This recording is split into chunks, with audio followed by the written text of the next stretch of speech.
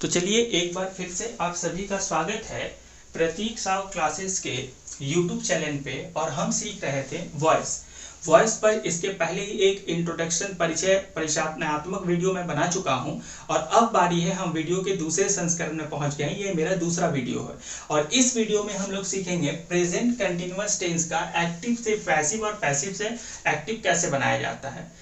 तो एक बार देख लीजिए प्रेजेंट कंटिन्यूअस टेंस का एक्टिव वॉइस का बनावट कैसा होता है। तो इस तरह के सेंटेंस में सबसे पहले सब्जेक्ट होता है और सब्जेक्ट के बाद इज आर एम में से किसी एक का प्रयोग होता है। उसके बाद वर्ब में आईएनजी और उसके बाद ऑब्जेक्ट होता है। जैसा कि आप यहाँ पे देखिए एक सब्जेक्ट है, सब्जेक्ट के साथ इज आर एम में से किसी एक का प्रयोग है। उसके बाद वर्ब और वर्ब में आईएनजी का प्रयोग है और उसके बाद ए टाइगर एक ऑब्जेक्ट है। जब इसका हम पैसिव वॉइस करेंगे तो यहाँ ऑब्जेक्ट की जगह ऑब्जेक्ट का सब्जेक्ट होगा, मतलब कि ए टाइगर ये एक ऑब्जेक्ट है, इसे सब्जेक्ट की जगह लिखेंगे। इसके बाद उसके अनुसार इज आर एम में से किसी एक का प्रयोग होगा। उसके बाद हमें बीन लगाना है, फिर वर्ब का थर्ड फॉर्म, फिर बाई और फिर सब्जेक्ट को ऑब्जेक्ट की जगह लिखना है, अर्थात कि आई जो है वो सब्जेक्ट है और सब्जेक्ट को इधर पैसिव वॉइस में ऑब्जेक्ट की जगह लिखेंगे। परंतु आई को आई नहीं लिखना है, बल्कि हमें देख लेना है कि आई को पैसिव में लिखते समय मी लिखा जाता है, तो हमें उधर मी लिखना है। तो चलिए साधारण से नियम के साथ शुरू करते हैं हम एक्टिव को पैसिव करना। सबसे पहले ध्यान दीजिए एक सेंटेंस है I am killing a tiger. ये सेंटेंस प्रेजेंट कंटिन्यूअस का सेंटेंस है क्योंकि सब्जेक्ट उसके बाद एम उसके बाद वर्ब में आईएनजी और उसके बाद ऑब्जेक्ट लगा हुआ है। चलिए इसको हम एक्टिव से पैसिव वॉइस में बदलते हैं। तो देखिए इस सेंटेंस में I am killing a tiger को हम ऑब्जेक्ट की तरह लिखेंगे, ठीक है। ऑब्जेक्ट को सब्जेक्ट की जगह लिखने के बाद ऑब्जेक्ट का सब्जेक्ट कर देने के बाद इज आर एम में से किसी एक का प्रयोग होगा। आई के साथ एम का प्रयोग होता है, आर एक बहुवचन है, इसका प्रयोग यहाँ पर होगा क्योंकि ए टाइगर लिखा गया है इसलिए यहाँ पर इसका प्रयोग होगा, तो हमने इज लिख दिया। इसके बाद बारी है, हमने ये स्टेप कर दिया, ऑब्जेक्ट का सब्जेक्ट कर दिया, इज आर एम में से किसी एक का प्रयोग कर दिए। इसके बाद बीइंग आता है, तो चलिए यहाँ पे लिखते हैं बीइंग। बीइंग लिखने के बाद हमें वर्ब का थर्ड फॉर्म लिखना है, तो यहाँ पर वर्ब जो है रिटेन है और रिटेन का थर्ड फॉर्म जो होगा, sorry I am killing a tiger है, किलिंग का थर्ड फॉर्म जो होगा किल्ड होगा, KILLED किल्ड। इसके बाद हमें बाई लिखना है नियमानुसार, वर्ब के थर्ड फॉर्म का प्रयोग करने के बाद प्लस बाई और उसके बाद सब्जेक्ट का ऑब्जेक्ट कर देना है। तो यहाँ आकर हम देखते हैं सब्जेक्ट क्या है, सब्जेक्ट है आई को क्या लिखा जाता है पैसिव वॉइस करते समय, तो लिखा जाता है मी। तो इस तरह से जो सेंटेंस बनकर तैयार हुआ, a tiger is being killed by me. चलिए दूसरे नंबर सेंटेंस को करते हैं, शुरू करते हैं। इस सेंटेंस में ये सब्जेक्ट है, ये वर्ब है और ये ऑब्जेक्ट है। अब देखिए ये ऑब्जेक्ट को हमें सब्जेक्ट की जगह लिखना है ए लेटर, तो ए लेटर। अब इसके बाद हमें इज आर एम में से किसी एक का प्रयोग करना है, तो चूंकि लेटर की संख्या एक है, ये एक वचन है, इसलिए इसका प्रयोग करेंगे इज। तो हमने ऑब्जेक्ट का सब्जेक्ट कर दिया, उसके बाद इज आर एम में से किसी एक का प्रयोग कर दिया, उसके बाद आपको बीइंग का प्रयोग करना है। तो अभी तक सेंटेंस बना अ लेटर इज बीइंग। इसके बाद वर्ब का थर्ड फॉर्म, तो रिटेन का थर्ड फॉर्म होगा रिटेन, WRITTEN रिटेन। उसके बाद वर्ब के थर्ड फॉर्म के बाद बाई, उसके बाद सब्जेक्ट का आप ऑब्जेक्ट कर दीजिए, ही जो है वो सब्जेक्ट है और ही का सब्जेक्ट देखिए, ही का सब्जेक्ट हिम होता है, तो आपको यहाँ पे लिखना है हिम। अब देखिए जो सेंटेंस बनकर तैयार हुआ, a letter is being written by him. चलिए तीसरे सेंटेंस की तरफ चलते हैं, भावना इज सिंग अ सॉन्ग। तो अ सॉन्ग ये ऑब्जेक्ट है, इसे आप सब्जेक्ट की जगह लिखिएगा, तो लिखिए अ सॉन्ग। इतना दूर करने के बाद आप इज आर एम में से क्या लगाइएगा, तो इज लगाइएगा, अ सॉन्ग इज। इसके बाद आपको क्या लगाना है, बीइंग लगाना है। चलिए बीइंग लगा दिए। बीइंग के बाद क्या करना है, वर्ब का थर्ड फॉर्म लिखना है। तो यहाँ देखिए सिंग लिखा हुआ है, ये गाना, ये जो वर्ब है इसका जो थर्ड फॉर्म होगा वो होगा संग, SUNG। और उसके बाद आपको बाई लिखना है, उसके बाद आते हैं जो सब्जेक्ट होगा उसका ऑब्जेक्ट करना है, अर्थात भावना को आपको ऑब्जेक्ट में लिखना है। तो किसी भी नाम को एक्टिव से पैसिव करते समय उसमें कोई परिवर्तन नहीं होता है, इसलिए नाम को आप जैसे का वैसे हूबहू उतार दीजिएगा।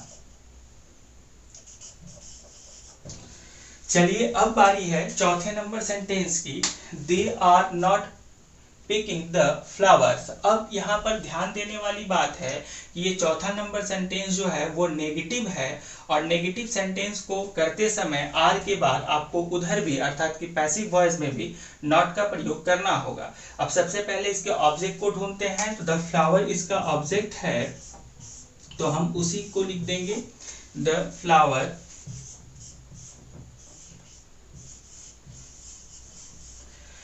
अब यहाँ पर ये देखिए कि द फ्लावर्स जो है यह एक बहुवचन है, इसलिए हम करेंगे क्या, द फ्लावर्स के बाद आर का प्रयोग करेंगे, और आर का प्रयोग करने के बाद चूंकि यहाँ पर आर के बाद नॉट था इसलिए यहाँ पर भी नॉट होगा, ठीक है, द फ्लावर आर नॉट। इसके बाद क्या करना है कि आपको बीइंग का प्रयोग करना है, बीइंग का प्रयोग, बीइंग के बाद वर्ब का थर्ड फॉर्म लाना है, ठीक है। तो इसका जब थर्ड फॉर्म आप बनाइएगा तो PICKED, थर्ड फॉर्म करते समय ED जो है अंत में लग जाता है, उसके बाद आपको बाई देना है, और उसके बाद जो है ये दे जो है, ये जो दे का जब आप चेंज कीजिएगा दे में बदल जाता है, तो आपको अंत में लिखना है THEM। तो देखिए बड़े ही साधारण नियमों के साथ एकदम करेक्ट तरीके से प्रेजेंट कंटिन्यूअस टेंस को हम लोग एक्टिव से पैसिव करना सीख चुके हैं। आपसे मेरा अनुरोध है कि आप इस रूल और इस रूल, हालांकि ये रूल तो आपको पहले से याद होगा, मैंने टेंस पर इसके पहले भी एक वीडियो बना रखा है, अगर आप टेंस जानते हैं तो आपको ऑलरेडी एक्टिव वॉइस आता है, और पैसिव वॉइस को सीखने के लिए आप इस रूल को याद कर लीजिए। ऑब्जेक्ट का subject is are am, being verb 3 by, और उसके बाद फिर सब्जेक्ट का ऑब्जेक्ट करना है, ठीक है। ऑब्जेक्ट का सब्जेक्ट मतलब ए टाइगर को हमने पहले लिखा, और सब्जेक्ट का ऑब्जेक्ट मतलब कि आई को हमने इधर जो मी करके लिखा, ये आई मी क्यों हुआ, तो इसे मैं ऊपर में लिख दिया हूँ कि आई मी में बदल जाता है, यू में रहता है, सी हर में रहता है, इस तरह से हम लिख लिए हैं। इसे भी चाहे तो आप उतार सकते हैं, या हमारे वीडियो के डिस्क्रिप्शन में मैंने इसका लिंक दे रखा है, वहां से आप नोट्स भी ले सकते हैं। तो चलिए इसके बाद हम आगे बढ़ते हैं प्रेजेंट कंटिन्यूअस टेंस का जो वो एक्टिव से पैसिव है, यहाँ सब करते हैं प्रेजेंट परफेक्ट टेंस के वॉइस का चेंजेस, अर्थात एक्टिव वॉइस से पैसिव वॉइस में कैसे किया जाएगा। अगर वाक्य प्रेजेंट परफेक्ट टेंस में हो तो उसकी बनावट कुछ इस तरह से होती है कि वाक्य में सबसे पहले एक सब्जेक्ट होता है, सब्जेक्ट के बाद हैज या हैव होता है, उसके बाद वर्ब का थर्ड फॉर्म, और उसके बाद ऑब्जेक्ट होता है। जैसे कि हम यहाँ देख पा रहे हैं, एक सब्जेक्ट है और उसके साथ हैज हैव में से कोई एक लगा हुआ है, फिर किल्ड अर्थात कि ईडी लगने के कारण ये वर्ब का थर्ड फॉर्म, और उसके बाद ऑब्जेक्ट है। तो इस तरह से हम ये पहचान सकते हैं कि यह प्रेजेंट परफेक्ट टेंस है। और इसका पैसिव वॉइस कैसे होता है, तो पैसिव वॉइस करने के लिए सबसे पहले हम ऑब्जेक्ट को सब्जेक्ट में बदलते हैं, मतलब ए टाइगर को सब्जेक्ट की जगह पे लिखेंगे, उसके बाद हैज और हैव में से किसी एक का प्रयोग करेंगे, उसके बाद बीन लगाना है, फिर वर्ब का थर्ड फॉर्म, फिर बाई, और फिर ऑब्जेक्ट को सब्जेक्ट में कर देंगे, तो हमारा जो है एक्टिव से पैसिव होके कंप्लीट हो जाएगा। तो चलिए शुरू करते हैं बहुत ही सरल नियमों के साथ एक्टिव से पैसिव करना। चलिए एक नंबर देखिए, they have killed a tiger. अब आप बताइए कि इसमें जो है ऑब्जेक्ट कौन सा है, क्योंकि हमें ऑब्जेक्ट को सब्जेक्ट लिखना है। तो इस पूरे वाक्य में ऑब्जेक्ट जो है ए टाइगर है, वेरी गुड। अब आपको लिखना है यहाँ पे ए टाइगर, चलिए वेरी गुड। अब ये बताइए कि टाइगर के साथ हैज लगेगा कि हैव लगेगा, तो टाइगर के साथ हैज लगेगा। हैज लगने का कारण ये है कि ही सी इट एनी नेम के साथ हैज लगता है, और साथ ही साथ सिंगुलर के साथ भी हैज लगता है, तो इसलिए हम यहाँ पर हैज लगाएंगे। चलिए इसके बाद हमें बीन का प्रयोग करना है, बीन लिखते हैं।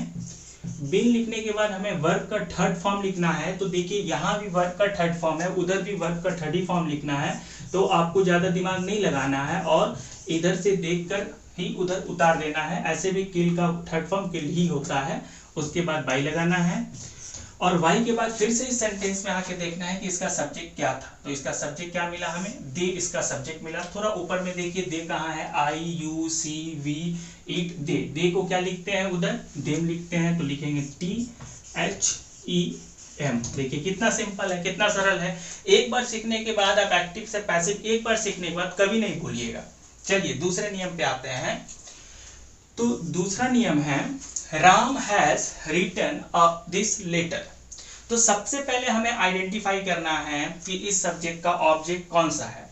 चलिए हम पूरा का पूरा ढूंढते हैं। ये देखिए राम ये सब्जेक्ट हुआ, रिटन ये वर्ब हुआ, दिस लेटर ये ऑब्जेक्ट हुआ।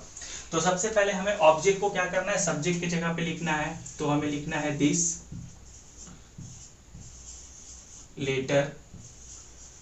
दिस लेटर किसी नाम के साथ हम हमेशा हैज का प्रयोग करते हैं, इसलिए दिस लेटर के साथ हैज का प्रयोग होगा। चलिए एक बार फिर से समझाते हैं कैसे हुआ। 2 नंबर सेंटेंस, राम ये सब्जेक्ट था, हैज में से किसी एक का प्रयोग करना था, रिटन वर्ब का थर्ड फॉर्म है और उसके बाद ऑब्जेक्ट। नियम ये बोलता है कि एक्टिव से पैसिव करते समय सबसे पहले ऑब्जेक्ट को सब्जेक्ट की जगह पे लिखिए। तो दिस लेटर ये जो था ऑब्जेक्ट था, इसको हमने सब्जेक्ट की जगह पे लिखा। फिर हैज हैव में से किसी एक का प्रयोग करना था, हैज का प्रयोग किए, हैव का प्रयोग नहीं होगा क्योंकि दिस लेटर सिंगुलर है इसलिए हैज का प्रयोग होता है। इसके अलावा और एक बात, ही सी इट एनी नेम के साथ हैज का प्रयोग होता है। इसके बाद हमें यहाँ पे बीन का प्रयोग करना है। चलिए बीन का भी प्रयोग कर देते हैं। इसके बाद क्या करना है, वर्ब का थर्ड फॉर्म लिखना है। यहाँ पे देखिए वर्ब का थर्ड फॉर्म लिखा है रिटन, WRITTEN। तो यहाँ भी आपको लिखना है WRITTEN। इसके बाद आपको बाई का प्रयोग करना है, बाई, और फिर से आ जाना है। यहाँ पे आपको देखना है आपका सब्जेक्ट क्या था। सब्जेक्ट राम था और किसी नाम को अगर हम पैसिव वॉइस में भी लिखते हैं तो वहां भी आपको पूरा नाम ही लिखना है राम। तो इस प्रकार से जो सेंटेंस वर्क तैयार हुआ वो हुआ this letter has been written by Ram. चलिए अब तीसरे नंबर सेंटेंस की तरफ चलते हैं। देखिए he has washed the plate. The plate ये ऑब्जेक्ट है, इसको सब्जेक्ट की जगह पे आपको लिखना है। तो द प्लेट्स।